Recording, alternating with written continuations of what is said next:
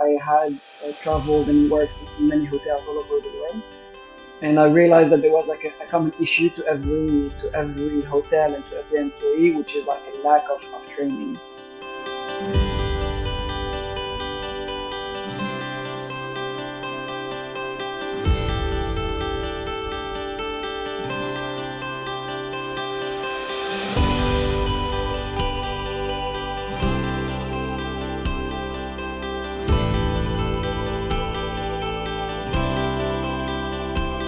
The idea, yeah, definitely came from my background, from the passion that I've had since I was 16, which was like living in, yeah, as a passionate member for the hospitality industry.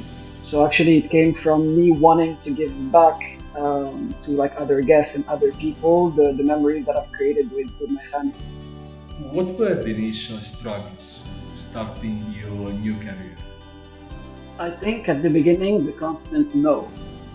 So I think that no, like I knew that it was going to be hard, but it's true that I wasn't expecting it to be like this hard. You know what I mean? We tend to be very strict with ourselves, have very, very high standards. Success is not built overnight. I've heard that before, but it definitely took me a while to assimilate. Hi, Ismail. Thank you so much for coming to the life of a founder. How's it going? Hi, Max. Thanks for having me. Very good, very good. How about yourself? Oh, good. Oh, good. I'm very jealous. You're in Portugal, Lisbon, but I'm coming in a month. I will be there for the Web Summit. So, uh, the life of a founder, it's about you. It's about who you are, your background, and why you decided to be an entrepreneur, right? Because that's a very exciting venture, but at the same time, it's very complicated. So let's talk about a bit more. Uh, would you like to paint a picture to me? Where do you come from and how it all started?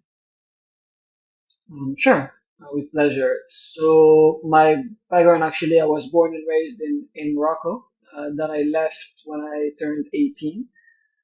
I started working in the hospitality industry actually like right when I turned 18.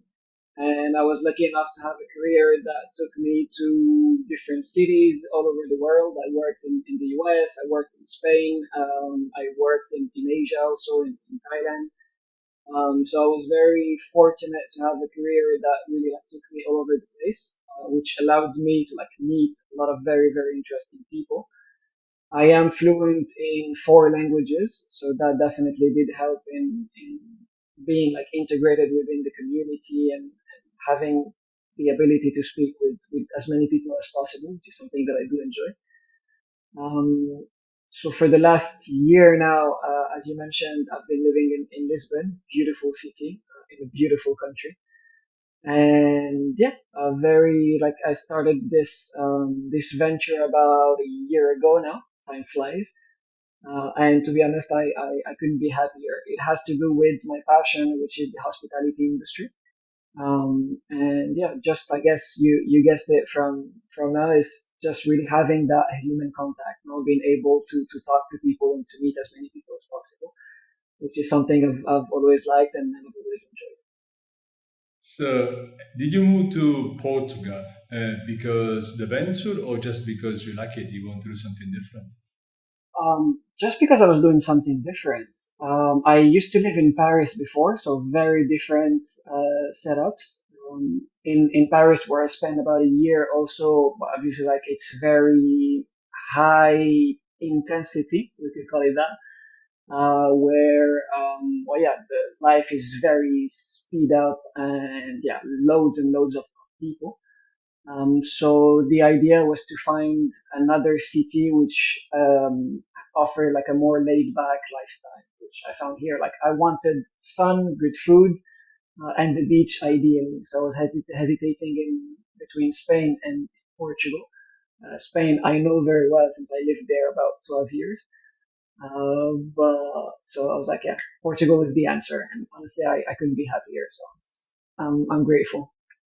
So you've been almost everywhere. Anyway, Portugal is beautiful, as you said before. Uh, for the beauty and also the food and the wine, and you got everything there. So like, it makes a lot of sense. Uh, in terms of being an entrepreneur, is this one your first venture, and what's the motivation? Why you done this? Um, I guess officially we could say this is the first one, as in this is the first one where I've gotten this far. I had my very first venture was, if you could call it that, was when I was about like 8 years old, where I would go and buy like some candies from the shop next to the house, and I would sell it in the residence building where I was to other kids. But I guess that's where I got really like the trick for really like building something of my own. I created something else about like drop shipping a few years back with a few friends. It didn't last very long because well we had like other jobs. It was something as a side job. But this is that would be like technically and officially the third one, I guess. But this is like very much like the a full structured one, I guess we could call it that. And it came from my experience. So as I mentioned before, like I had traveled and worked in many hotels all over the world, and I realized that there was like a common issue to every hotel and to every employee, which is like a lack of training. And the idea was to really like be able to empower other employees as I would like to have been empowered. I was lucky enough to have like great managers throughout my careers who like trusted in me and empowered me. So the idea was for me to give back what I learned through a technological approach. We are including like tech and so on to make our life and the life of our user easier. And the idea, yeah, definitely came from my background, from the passion that I've had since I was 16, which was like living in, yeah, as a passionate member for the hospitality industry. You know, I was lucky enough also to travel a lot on a personal note with my parents, and I always like loved and I cherished those memories. So actually, it came from me wanting to give back to like other guests and other people the memories that I've created with my family. So I guess that's where the passion comes from, definitely. I mean, be driven by passion is, I truly believe, a game changer for any founder. If you really have passion for what you're doing, you can't wait to wake up in the morning, right, and go. If you just go to work because you need to earn some money for living, which is absolutely fair, it's a different story. And so, big passion and founders truly passionate about what they do and not the money they can make. They are truly the one who can become unicorns and building something great, not only for them but for the world itself.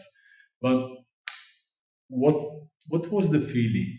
Did you feel scared? Did you feel any form of excitement, sense of being lost when you decide, okay, I'm fully go for this entrepreneurship, which means no wages, nothing, just me and a pure bet on myself.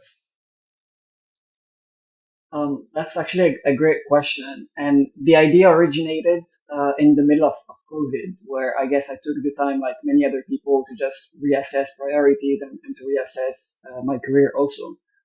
And I realized back then that I really wanted to create something that I could call my own. Creating something from scratch is always something I've enjoyed doing.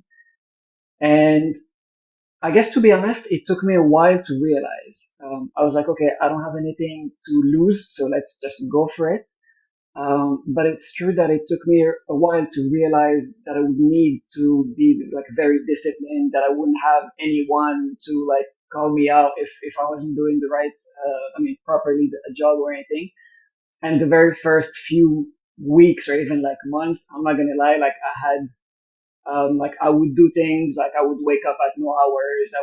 I wasn't structured at all. Like I would do things because I thought that I was supposed to do them.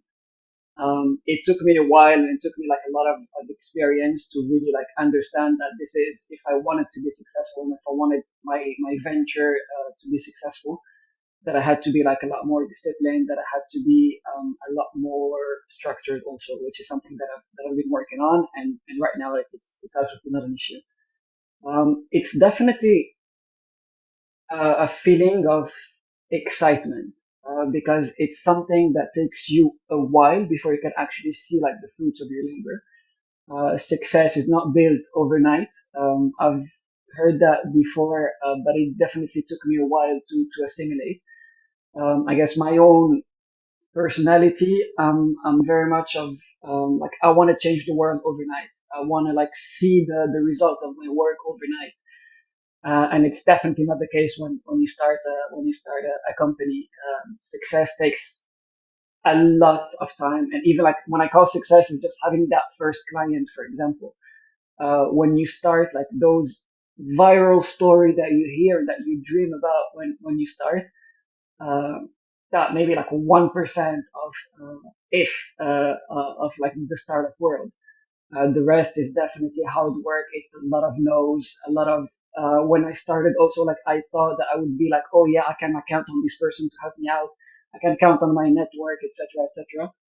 But quickly you learn that if that doesn't work because one person might help you once or twice, but they're not going to help you forever, and not expecting anything in return. They have their own life also.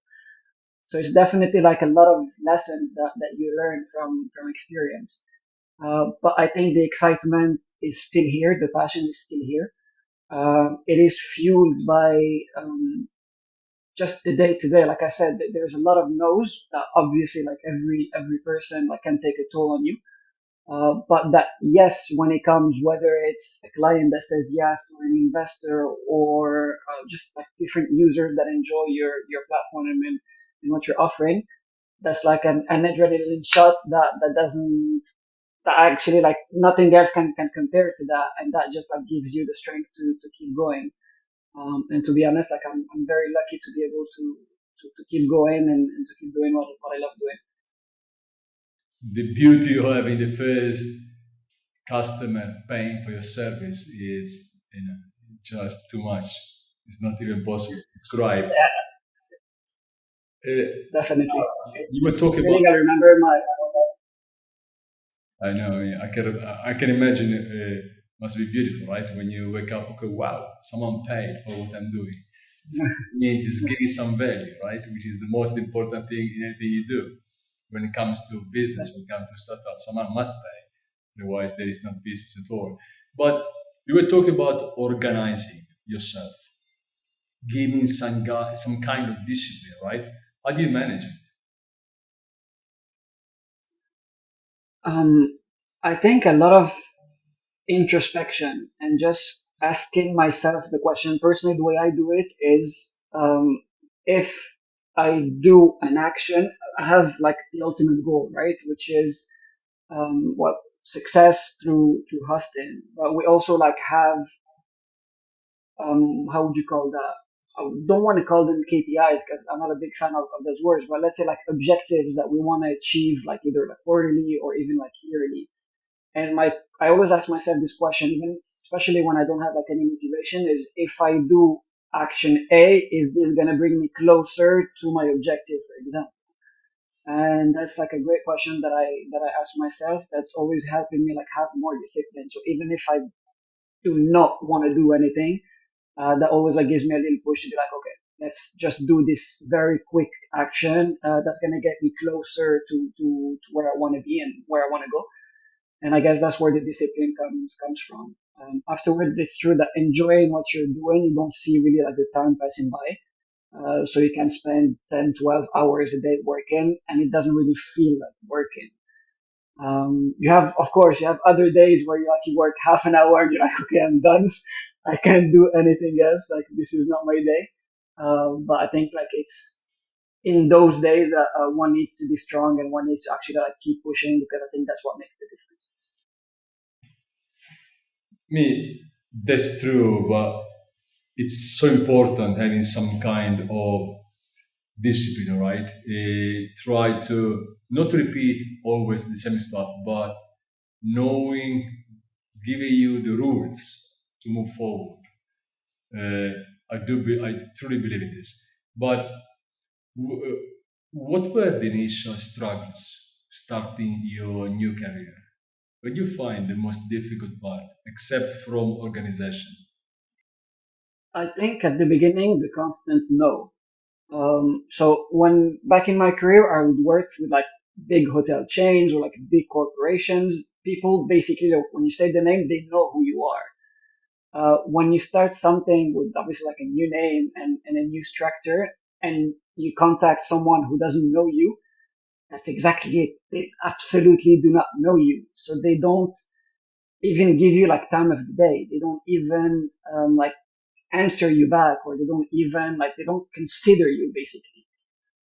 So I think that no, like I knew that it was going to be hard, but it's true that I wasn't expecting it to be like this hard. You know what I mean? That constant. It's true that people usually like talk about their successes and they talk about the yes, but when you start a new venture, people need to realize. At least it's something that I realized that in order to reach that first yes, you have to go through like loads and loads of no's. And each no, like, is getting you closer to a yes, that's true. But you need to have to keep having that strength and that resilience to keep going because that's definitely not easy. I think that would be like the biggest challenge at the beginning. Be a founder is synonymous of resilience. If you're not resilient, you will give up in 12 months. If you're lucky, in 24. Before or later, you will give Yeah, up because the amount of no's is just too much overwhelming any form of yes. So it's just at the very beginning, just no, no, no. You go to the best, so they will tell you, I need proof, I need proof of concept, I need yeah, use. So, but you reply to them, I need money to prove you something. That's a trade-off that doesn't make any sense in venture capital, but everyone is there. Everyone's stuck in the friend and family pre-seed because of this. But that's the beauty. But what about your work-life balance? Did your new experience, your be a startup, badly or actually in a good way impacted your life? yes, a bit of both, I would say. Because it's true that you don't necessarily have the time or even the money to do the things that you would usually do when you have like a fixed salary, you know? This because you don't know, especially at the beginning, you don't know how much you're gonna make at the end of the month. You kind of like live on a budget. So of course, instead of traveling, I don't know, every month or a couple of months, well, you travel every 6 months or even like once a year if you're lucky. So on that side, my personal life did take a toll about like the whole like traveling, and which is something that I enjoy doing as I mentioned before, but the whole giving yourself um, stuff that gives you that you enjoy, that you end up that you enjoy. It's true that I had to like cut back on that. After that, it's true that I'm very very lucky and grateful that I have a very strong support system. I mean, the person that I share my life with is very very supportive of me. She helps me a lot, and she's always like there motivating me. The fact that I have a co-founder also helps me since we go through the same struggles. My parents don't necessarily understand the bet that I took, but I think they're starting to agree with me and they're starting to see the results. So I guess that part is nice. But it's true that without that support system, it would have been a lot harder. Um, it's true that I do try to stick because it does help in my professional life. I do try to stick with like sports, meditation, and like going for runs or like boxing, things that don't necessarily take that much time, but that like the results or the return on investment is definitely something big that helps me keep going. Do you have any routine? Do you give you some kind of daily routine, repeating few things that give you that they just give you the balance? Definitely. It's true that in terms of tasks at work, not necessarily because there's just like so many things to do and every day like is something different. But it's true that I've learned not to like have like a burnout, not to lose motivation. I really need to like keep a schedule. So for example, even if I wake up, I refuse to look at my emails like Slack. LinkedIn or anything before 9 o'clock. Like I could see the notification on my phone, but I definitely try to not look at that. Like I usually like do even like during the day, I try to like cut my day to go for like a physical activity, for run, for like boxing or anything that physical that gets me out of the house since I work at home and just like out of the office, out of the desk. Sorry. And after that, like I finish my day like right before bed, I try to meditate to like just cut off everything that happened during the day and just like recenter myself and have a good night's sleep, which is another thing that affects you when you're a founder now with like so much stress that you don't necessarily like sleep that much or that well. So I really like try to keep and stick with that schedule to be able to well not have it affect my health or both like physical or mental. You sorry, you say something. Actually, we are organizing a panel discussion on the lack of sleeping, stress, burnout in founders, especially when it comes to founders. They get money from venture capitalists, which require sometimes 20, 30% growth month to month, which is astonishing. You must very much working 10 times more or find a way in others. But being a founder, it's very complicated. It's a roller coaster, full phases, good and bad. Did you ever thought I'm the most unqualified to do this? Yes, definitely. Especially at the beginning, it is something that I've learned to manage, mostly coming from like the feedback I think of our users or end users to see that what we offer them really benefits them. I'm like, okay, I'm not doing this as wrong as I thought. But it's true, like, especially for me, like, I came from, like a hospitality background, as I said, hospitality management. I did like a master in project management. Uh, and I created like a tech company. So which I didn't necessarily like knew enough, when I started. So for a long time, I was like, yeah, but how do I know what I'm doing is right? And like, why do I feel like it's not all the time? You know what I mean? But it's something definitely that I talked about like with like I mentioned my friends and family that helped me like even other founders like who have gone through imposter syndrome and the fact that other people have like experienced it. I'm like, okay, it's I guess it's something normal. But it's true that at the beginning you don't really understand. You're like, okay, like what am I doing? Like, am I really the right person to be able to do this? And you're always like afraid also like for the future where like, do I have the knowledge to like take the company where I want to take it? And for me, and on my personal experience, I think this is a learning curve. Like I mentioned, if you're passionate, even if you don't know, like you look for the answer, like you ask people who do know. That's why like it's really important to surround yourself with people that complement your knowledge and your experience.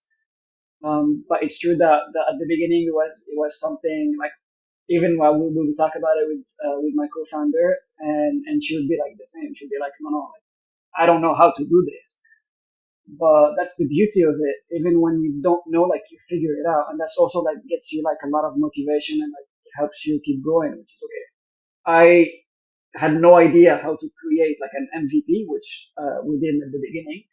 But once it's done, you're like, actually, we didn't do like that bad of a job, you know? Like, we actually like this, what we're doing works and people are happy with it. So I guess it's not as bad as I thought. And also I think as a founder, which is I think something common to everyone who starts, we're very, like, we tend to be very strict with ourselves, have very, very high standards. Um, which also creates anxiety at the same time, because you're like, oh my god, I didn't reach what I wanted to reach. But then when you stop and look at what you've actually accomplished, you're like, okay, this is actually like pretty good. Like, I shouldn't be that hard on myself. So it's yeah, it's a journey, like you said. It's like a roller coaster. Like there are days where you're like, oh, I'm definitely gonna like take over the world, and that's it, and I'm gonna sign this client, and I'm gonna sign this VC, and all of it, and it turns out you don't do any of that. But I mean, yeah, it's the beauty of it. It's not easy to take over the world, and it's very complicated to succeed, but absolutely can be done. But what to enjoy? What is the most enjoyable part of your day? I think when I truly focus on the product and on the services that we offer, I guess the thing that I enjoy the most is talking to our users, like really understand like how they benefit from us. It gives us this closeness, no, with our users, and their feedback obviously is for them that we do that, so their feedback is valuable. But the fact of, like seeing your hard work, how it can impact a person's career, in my case, is something amazing. It's something that really like helps me, and I think helps us, all of us at the company, keep going. Um, in terms of, yeah, I guess that's just it. I guess that I would say like that's what I enjoy the most. There's also something else, which is like how to take the company and bring it to like a bigger, to the next level, basically.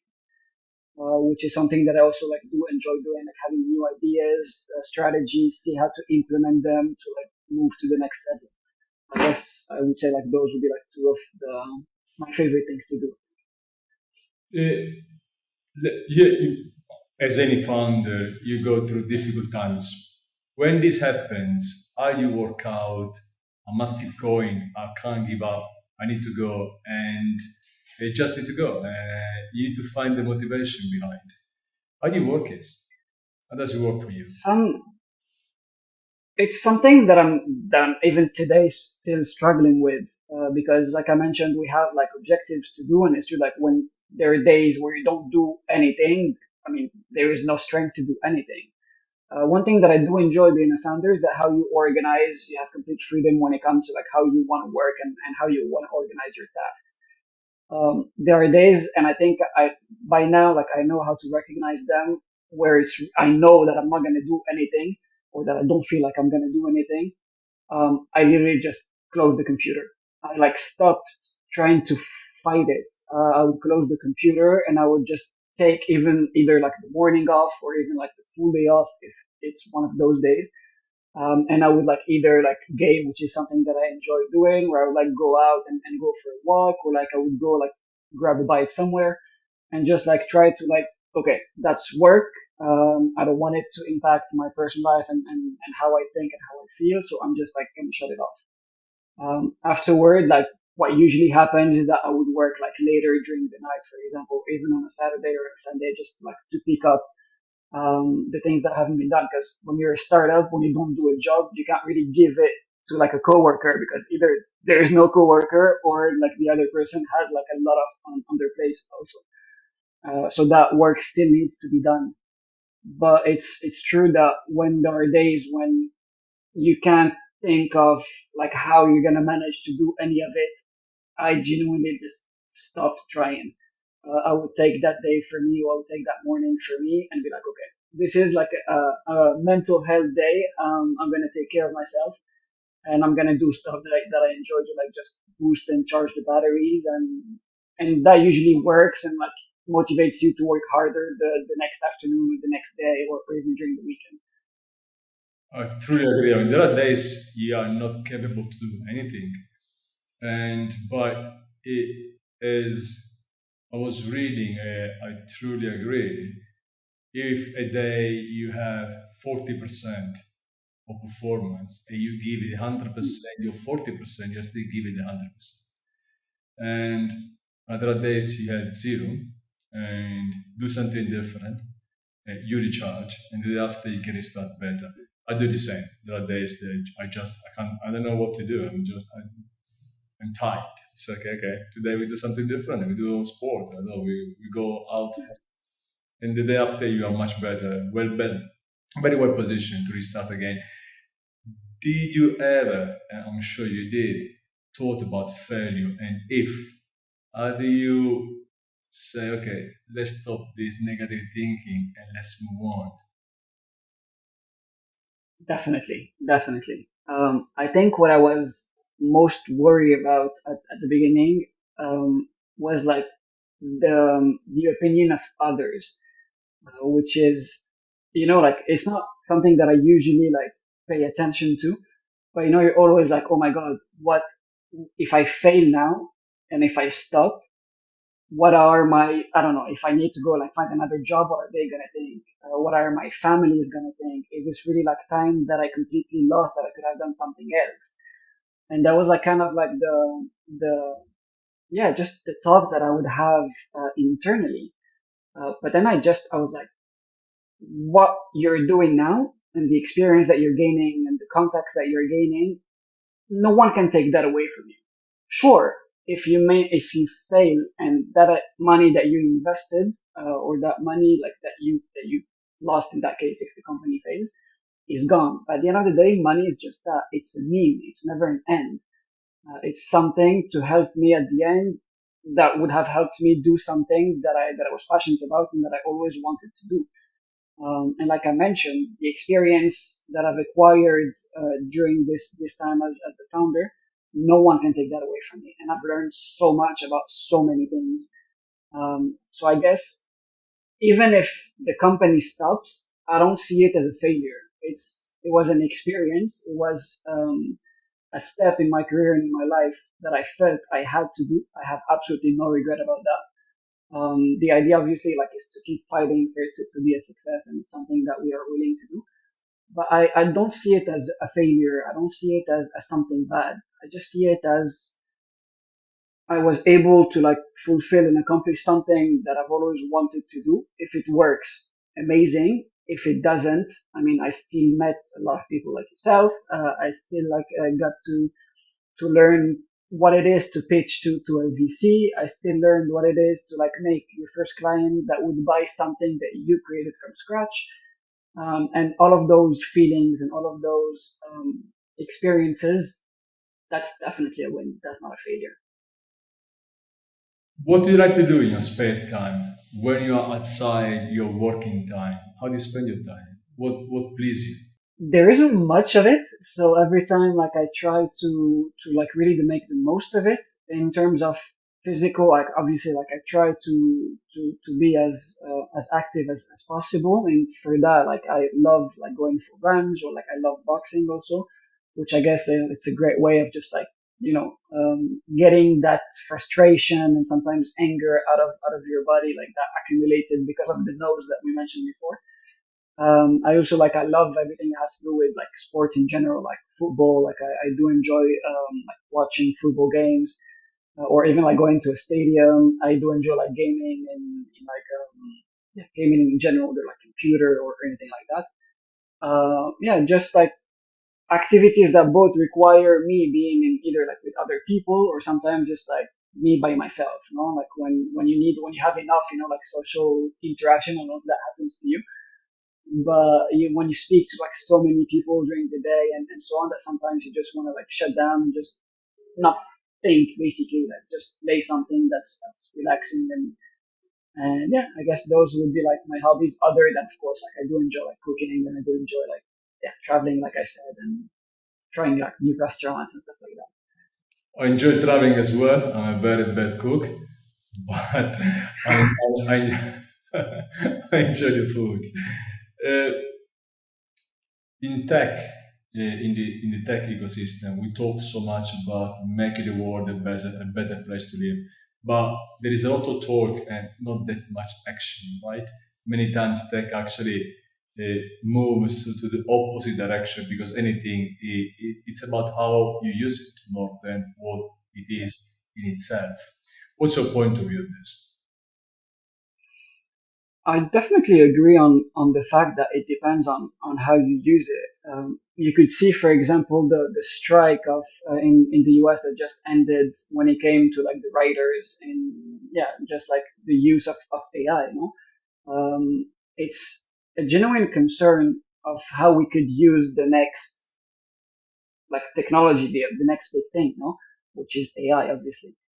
But I think rather than being afraid, because at the end of the day, AI has been part of our lives for a very, very long time.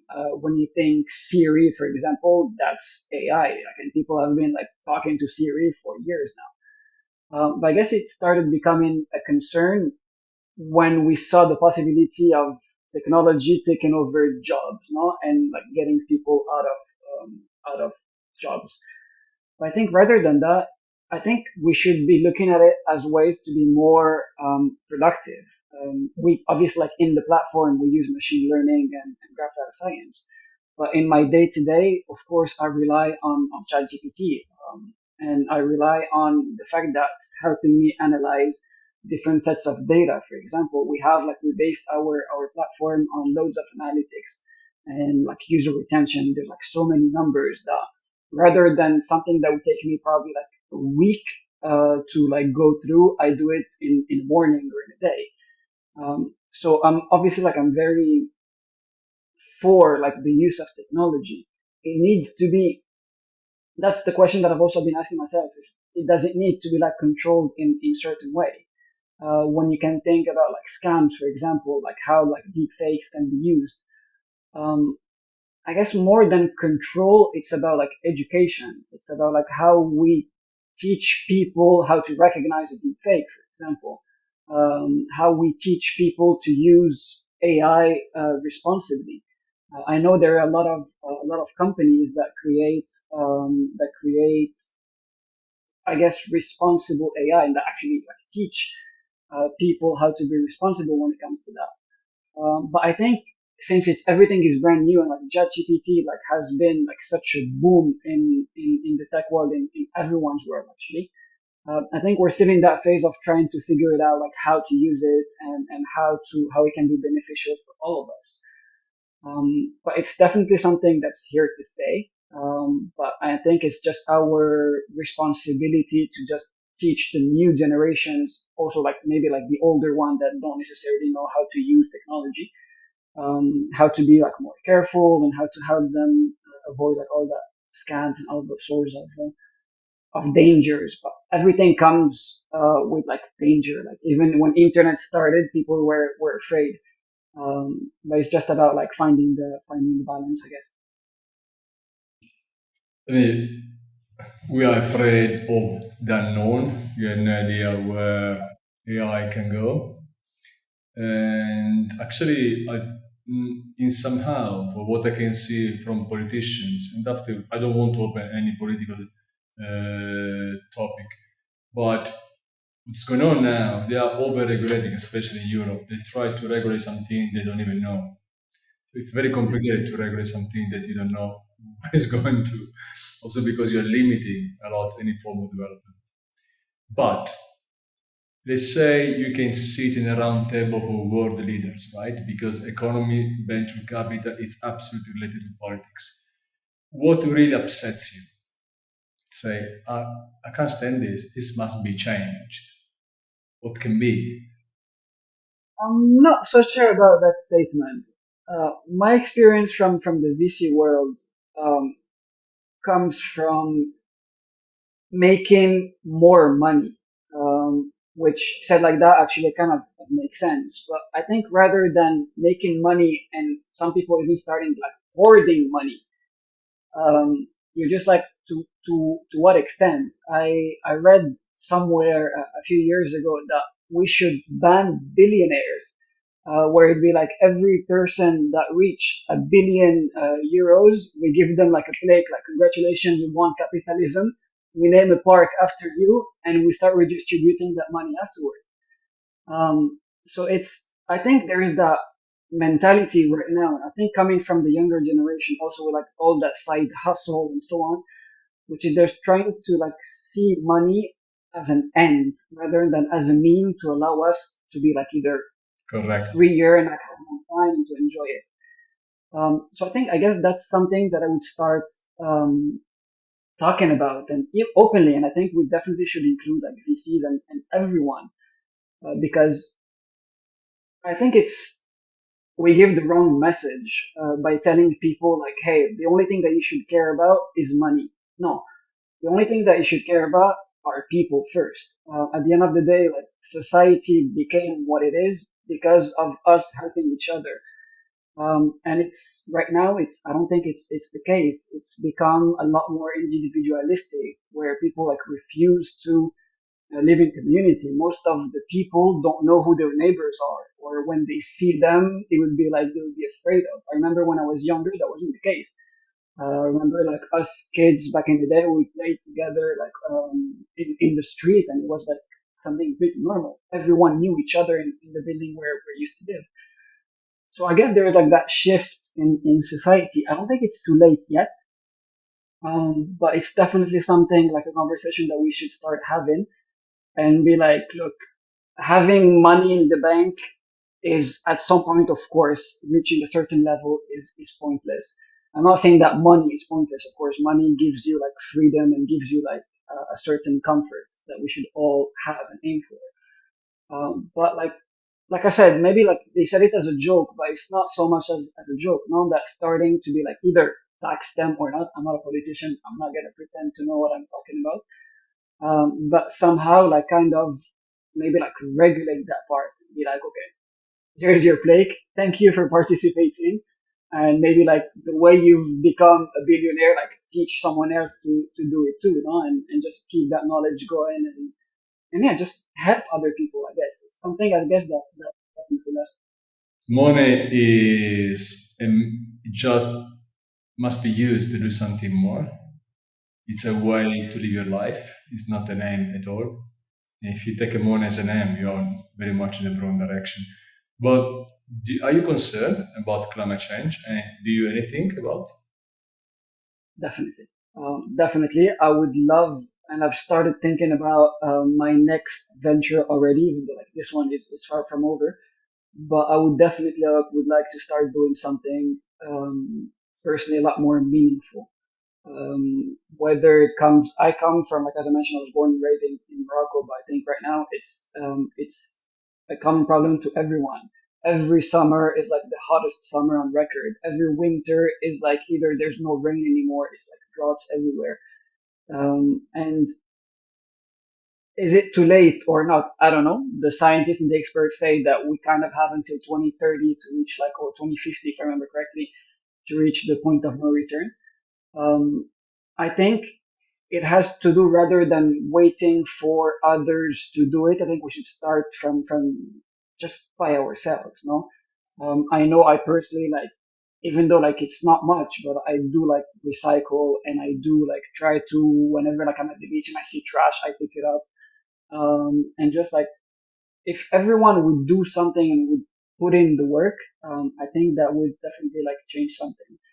And I guess when it comes to regulation, we definitely should like start regulating even more like the use of plastics and the use of talking about like big corporations, no? The Coca-Colas and the McDonald's of the world, and look at like the biggest polluting industry. I just read recently that fashion contributes a lot to Yes.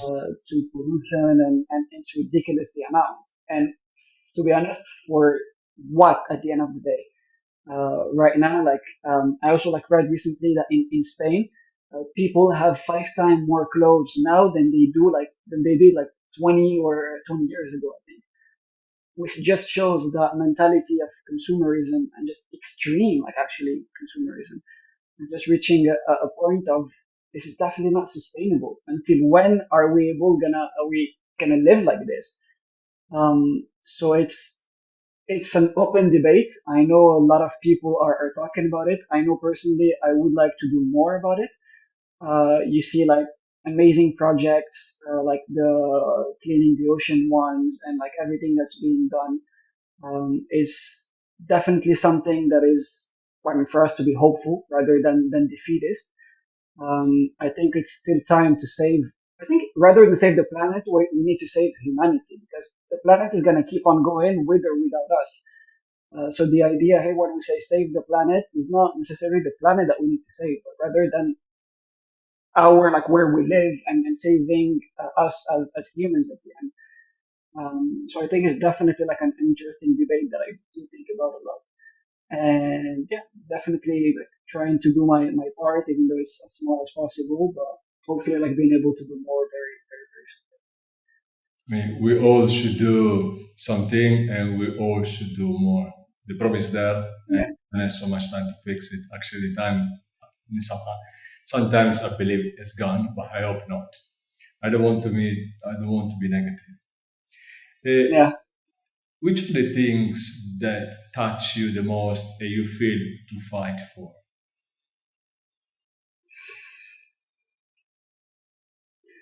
Um, Good question.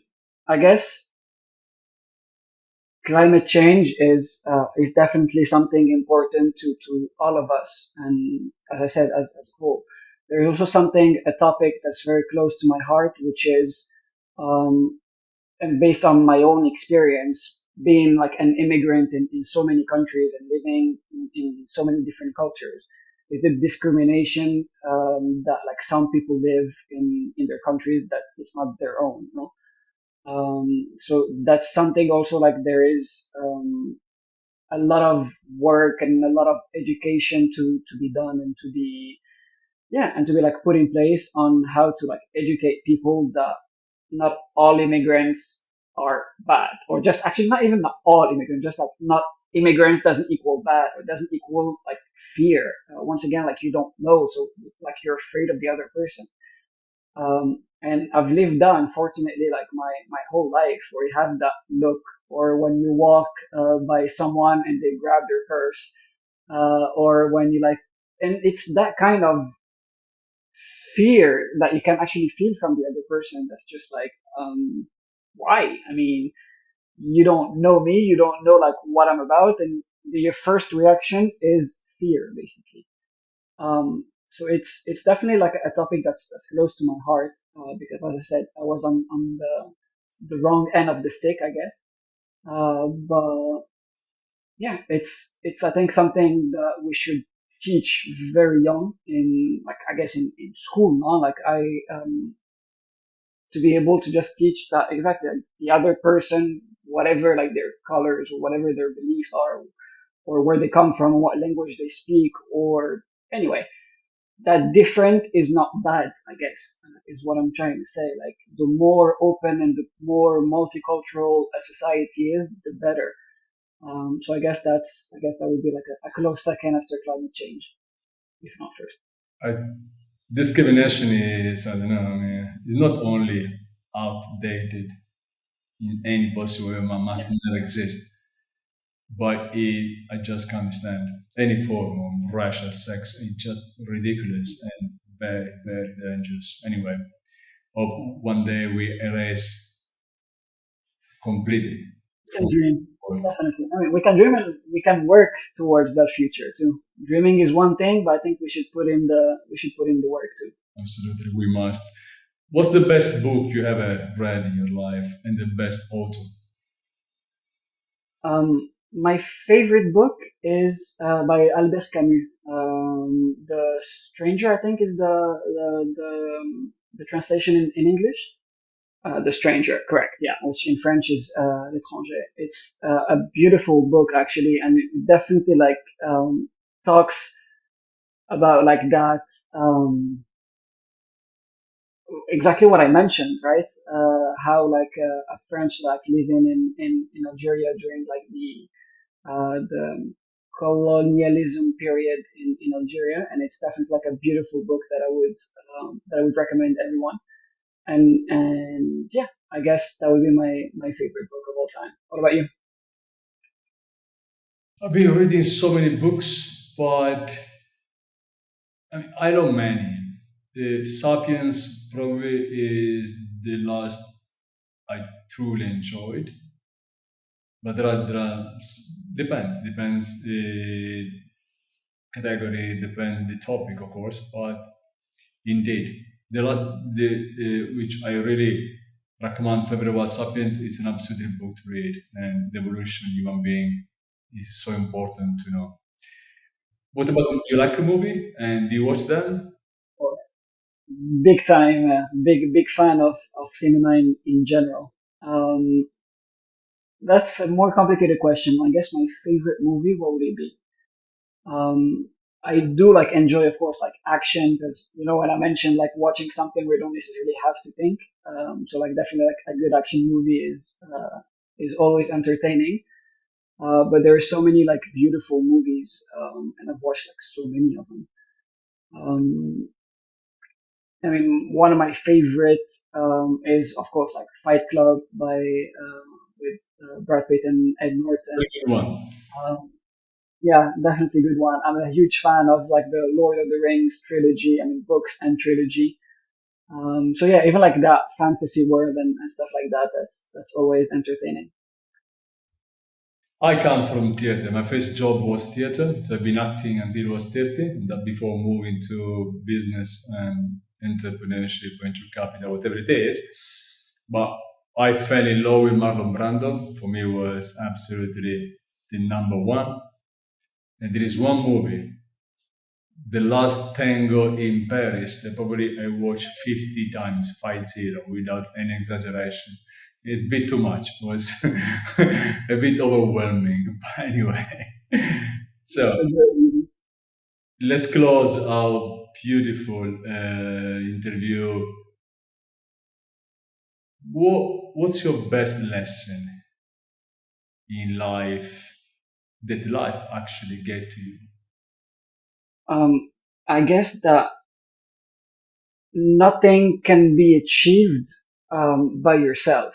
You always need someone else to either teach you, show you the way, anything, open doors for you, help you out in general to achieve anything that's, I guess, that has an impact. No?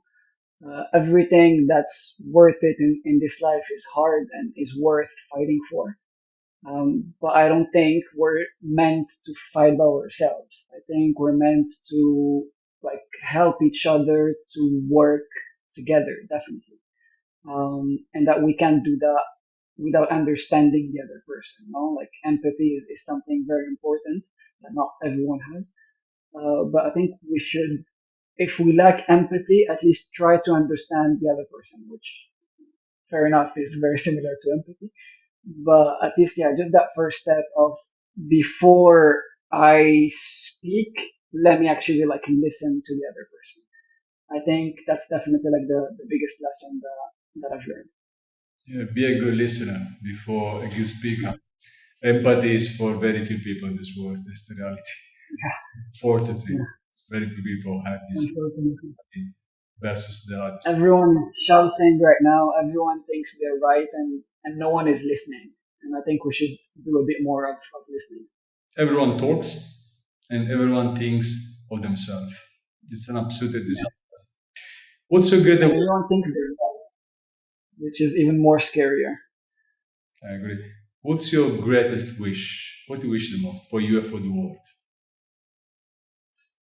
Um, for me, and on a very personal, other than the typical, I wish for my family and myself to be healthy, which obviously like that would be the first. But I think it's just to like keep going with what I'm doing professionally, and see it grow and take it to how I'm imagining it. You know, like when you're imagining something and you're working hard to making it happen. So I want to have the opportunity to really like make it happen. I guess that would be the first one. For the world, um, I guess I can't really speak for the world, but it's what I just said, no? To just like start listening to each other, no? And hear the other person's point of view. Um, I think we can be, not we can be, we are capable of great things when we work together. When I say great things, look at what we've achieved with, I don't know, like going to like setting foot on the moon and stuff like that. But I think rather than working against each other, working to be better than the other, we should be working to be better together. No, I guess that's. I mean, I know it sounds like cliches, no, but I guess cliches are cliches because they're true at the end. But definitely that, yeah, just be able to create like a bigger, like a better collaboration. That's what internet was supposed to be when it was created. Unfortunately, we invented social media, and then everything just stopped working. But originally it was supposed to be like direct access to people with the same mindset and the same knowledge to be able to grow and together. So maybe like go back to that vision and work towards that. As humans, we are very good to take the good and transform in bad. and whatever it is, we try to use it like in a bad way. Social media could be so beautiful, but so many harassment, bullying, all these fake news. This is how they use social media for the most. So anyway, I would like to close with from founder to founders. What can you recommend to them? Um, be patient. I guess that's the biggest lesson that I've learned since I started this venture. Even though like the resilience and the no part, actually it's kind of linked. Be patient because when you do things for the right reason, in my opinion and in my experience, success always comes. Whether that success is for you means like money or means being like famous or being like recognized more than famous, I guess, for your job. And it's an advice that one of my manager gave me a few years ago. And she told me like, don't focus on money. If you do things the right way and if you're being patient, people are gonna notice, and money always comes. So I guess that would be like the biggest advice I would give to other founders. Just be patient and work hard and things will come. Work hard and Yeah. wait, because be a founder is an absolutely marathon. It's not at all a Yeah. sprint. So be calm, quiet, and move. As a friend of mine Yeah. told me, you must work in silence and speak when everything is done. And that's it. That's a great advice. Yeah. Ismail, Definitely. thank you so much for coming to the Life of Fun. It's Thank been you. a very great It was a pleasure. The pleasure was all mine. Thank you so much, Max. Thank you.